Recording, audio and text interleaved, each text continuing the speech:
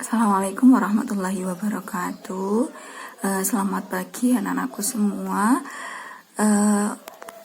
Pada kesempatan kali ini saya akan menjelaskan mengenai materi logika, ya. Ini adalah materi pertama yang akan kalian pelajari pada OSN komputer, ya. Nah, logika, ya, logika matematika. Yang pertama itu ada yang namanya proposisi. Ya, ada yang namanya proposisi. Proposisi itu apa? Kalian bisa lihat sendiri file yang sudah saya berikan, ya. Proposisi adalah kalimat yang bernilai benar atau salah saja. Kalimat yang bernilai benar saja atau salah saja, tetapi tidak dapat sekaligus keduanya. Paham, ya? Jadi yang namanya proposisi itu adalah kalimat yang bernilai benar atau salah. Sudah itu, tidak bisa keduanya, ya. Itu. Terus contoh dari proposisi yang pertama. 6 adalah bilangan genap. Betul apa tidak? Betul, ya. Betul saja, bernilai benar saja. Berarti ini proposisi. Terus yang kedua adalah Soekarno adalah presiden Indonesia yang pertama. Betul apa tidak? Betul, kan? Betul saja. Nah, ini namanya proposisi. Kalian bisa lihat apa contoh dari A sampai I, itu proposisi semuanya apa bukan, gitu, ya. Nah, itu logika yang pertama, itu ada yang namanya proposisi. Nah, kemudian apa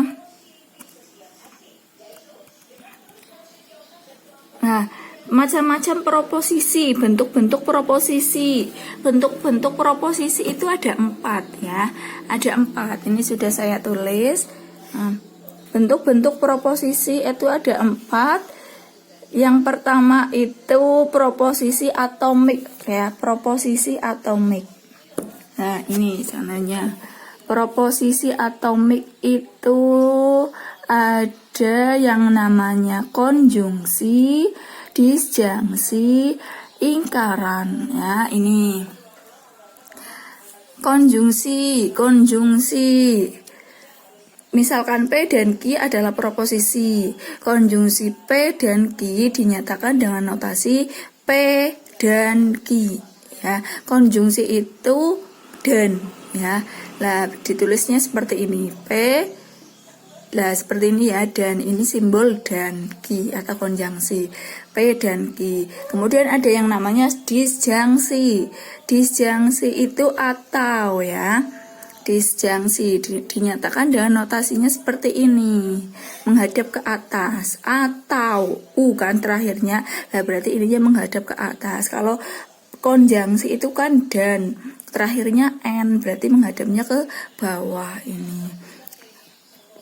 Disjungsi itu biasanya dibaca P atau Q. Kemudian ingkaran, ya.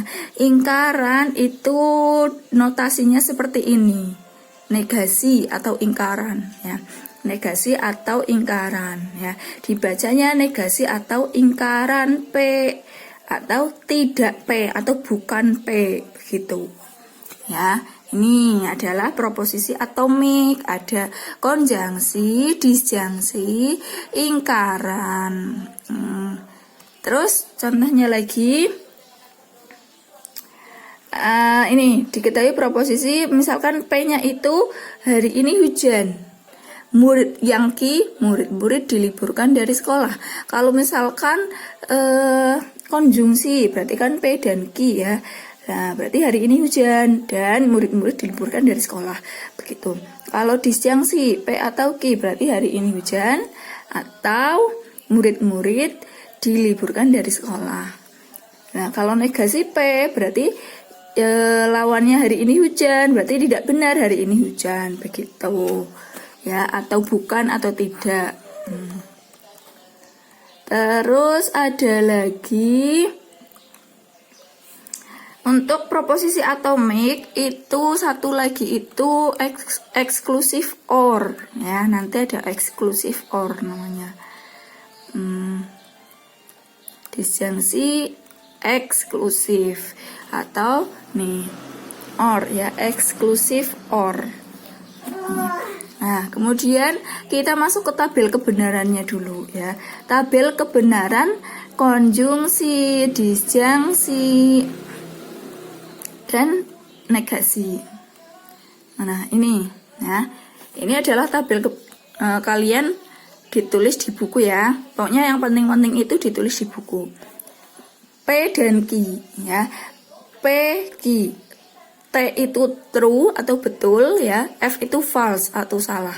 Ya, kalau misalkan P-nya itu T, Q-nya T, true and true, berarti jawabannya true. Ya, kalau true dan salah, benar dan salah, salah.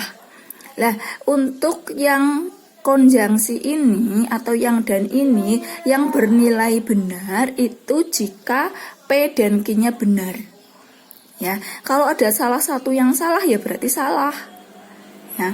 Terus kalau untuk disjungsi atau ya P atau Q, lah ini semuanya betul kecuali kalau yang P dan Q-nya itu sama-sama salah. Itu baru salah. Kalau negasi itu lawannya ya. Ingkarannya betul berarti salah, ingkarannya salah berarti benar. Begitu. Terus kemudian kalau misalkan disuruh mencari ini, bentuklah tabel kebenaran dari ekspresi logika P dan Q atau negasi Q dan R. Berarti nanti kalian harus mencari P dan Q-nya dulu, negasi Q dan R-nya dulu, baru disjungsikan begitu. Pokoknya yang di dalam kurung dulu yang dikerjakan. Ini contohnya yang ini ya. Ini kalian bisa lihat sendiri. Tuh. Nah, contohnya ini lagi. Tabel P atau negasi P dan Q ya. Kalau misalkan kamu disuruh mencari P atau negasi P dan Q, berarti kamu cari dulu P dan Q-nya dulu, pokoknya yang di dalam kurung dulu, P dan Q. Terus setelah itu P dan Q-nya dinegasikan ya, baru dicari P atau negasi P dan Q. Begitu ya. Paham ya? Terus selanjutnya ada yang namanya disjungsi eksklusif. Disjungsi eksklusif. Disjungsi itu kan tadi or ya, or. Kalau dalam bahasa komputernya itu or atau ya. Tapi yang tadi saya jelaskan itu termasuknya itu inklusif. Ya, inklusif or. Inklusif or berarti pilih salah satu kan, pilih salah satunya saja kan ya. Maaf saya ulangi kembali ya. Kalau yang tadi itu kan disjungsi, yang sudah saya jelaskan itu termasuknya itu inclusive or ya. Pilih salah satu ya, P atau Q, boleh keduanya juga ya. Makanya tadi untuk tabel kebenaran yang disjungsi mana lah ya. Nah ini untuk tabel kebenaran yang disjungsi, kalau misalkan benar keduanya itu juga benar ya, paham ya.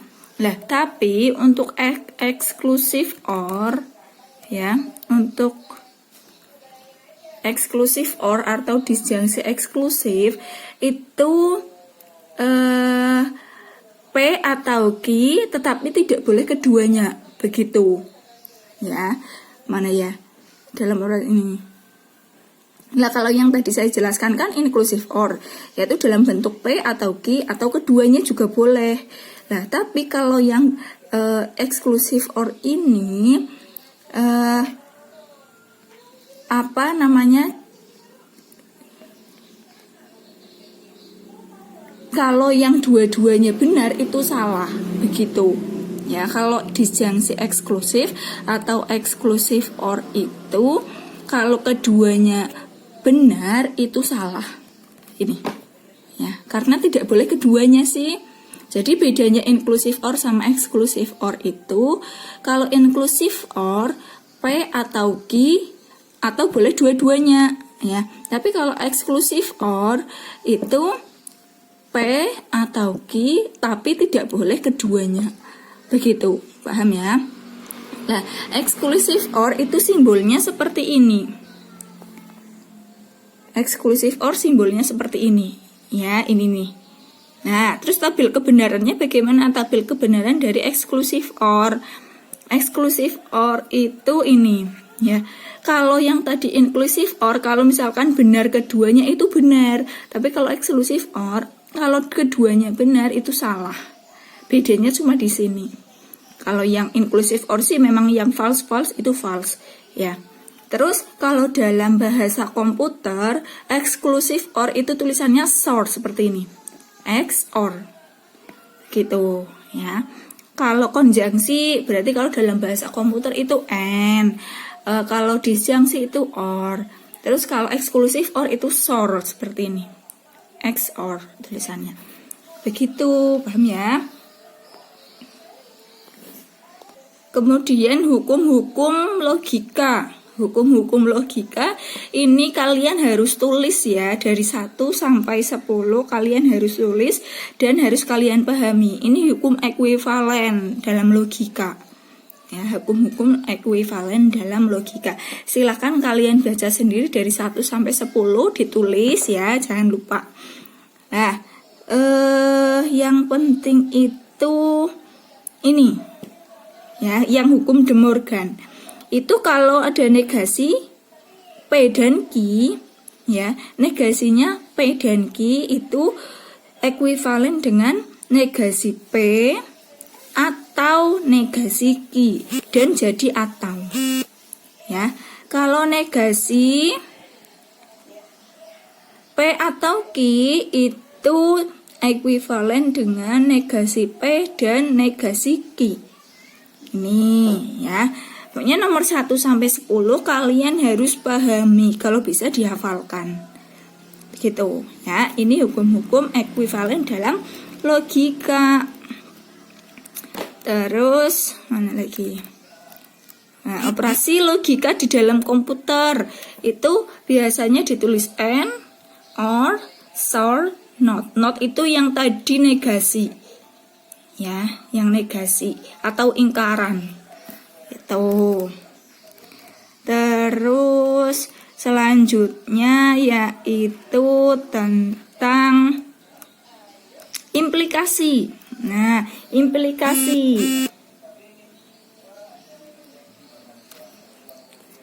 Implikasi itu jika P maka Q. Nih, misalkan P dan Q adalah proposisi majemuk. Jika P maka Q disebut proposisi bersyarat. Dilambangkan dengan seperti ini, tanda panah. Nah, ini dibaca P implikasi Q. Ya, P implikasi Q. Jika P maka Q itu implikasi. Ya, terus selanjutnya tabel kebenaran. Tabel kebenaran untuk biimplikasi. Nanti ada biimplikasi. Ya, ini implikasi. Tabel kebenaran untuk implikasi. Dilihat ya. Tabel kebenarannya yang salah itu jika P-nya salah implikasi P-nya betul implikasi salah. Itu false. Ya, diingat-ingat ya.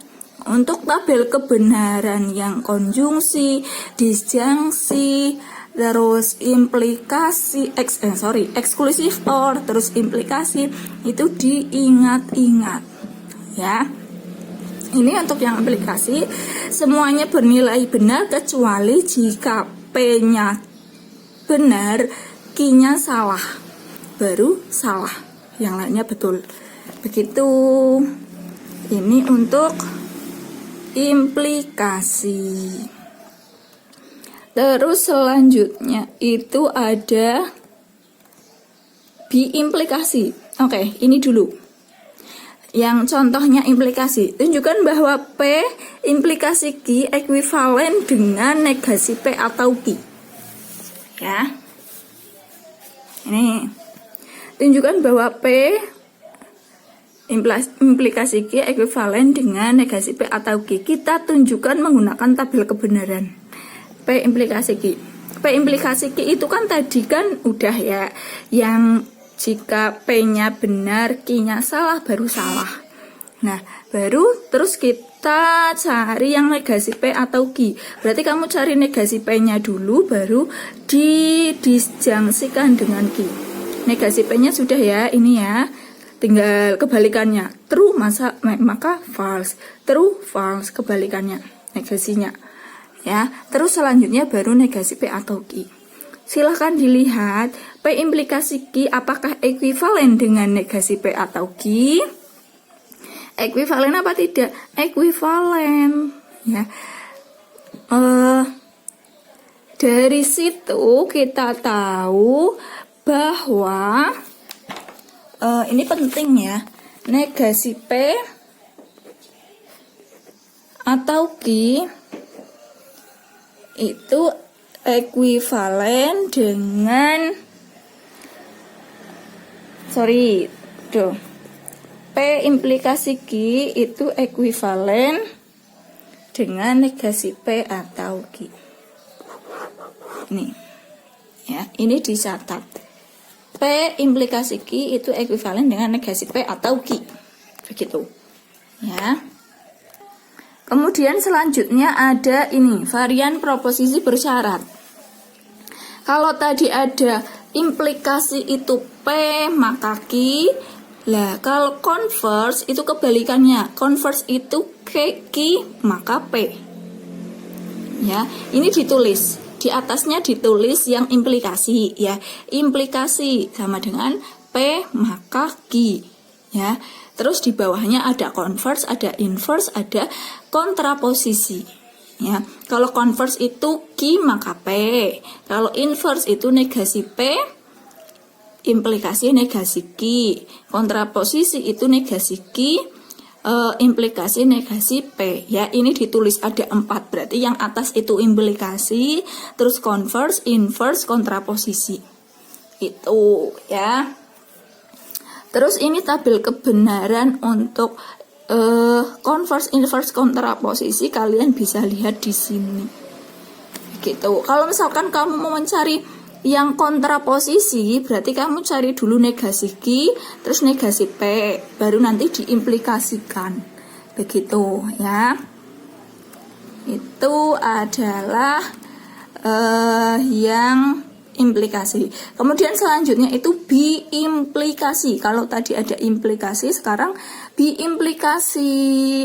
Biimplikasi itu dibaca P jika dan hanya jika Q. Ya. Kalau yang implikasi tadi kan jika P maka Q. Lah kalau yang biimplikasi itu P jika dan hanya jika. Ya, lah dilambangkan dengan seperti ini tandanya. Kalau yang tadi implikasi itu arah panahnya satu saja ya. Lah kalau yang biimplikasi itu dua-duanya. Ya, untuk tabel kebenarannya kalian bisa lihat di sini. Ya, yang benar itu jika keduanya sama, P dan Q-nya itu sama, berarti hasilnya benar. Ini T dan T sama T sama kan ya, berarti betul. Nah, kalau salah keduanya juga betul. Itu adalah tabel kebenaran dari biimplikasi. Nah, kemudian selanjutnya P biimplikasi Q ini ekuivalen dengan apa? Coba P biimplikasi Q ekuivalen secara logika dengan P implikasi Q dan Q implikasi P. Coba betul apa tidak? Kita tunjukkan dengan tabel kebenaran. Ya, berarti kita cari tabel kebenaran dari P implikasi Q dan Q implikasi P ya. P implikasi Q kamu cari dulu tabel kebenarannya. Terus Q implikasi P kamu cari dulu tabel kebenarannya, baru nanti di konjungsikan begitu. Apakah sama apa tidak? Sama ya, ini dengan ini itu sama. Itu artinya P biimplikasi Q itu ekuivalen dengan P implikasi Q dan Q implikasi P.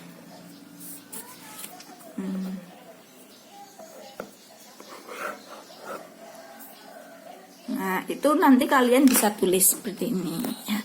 P biimplikasi Q itu ekuivalen dengan P implikasi Q dan Q implikasi P, begitu ya. Terus selanjutnya yaitu tentang inferensi. Ini nanti dulu ya. Kita lanjut ke latihan soal dulu ya. Latihan soal ini.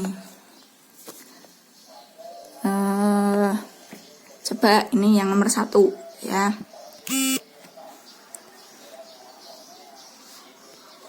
Jika A bernilai false, B bernilai true, maka pernyataan di bawah bernilai ini yang A and B or B and not A, exclusive or A and B.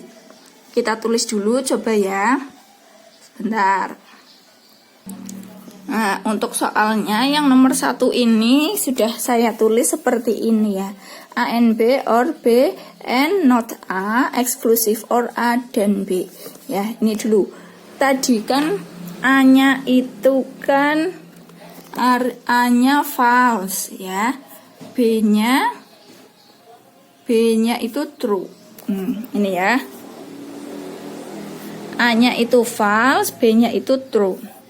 A false and true. Terus atau B-nya true and not A. Not A berarti negasinya false, berarti true ya. Exclusive or A-nya itu false and true. Begitu. False and true. Tadi untuk dan itu kecuali yang benar keduanya itu hasilnya salah. Ini kan ada false-nya ya.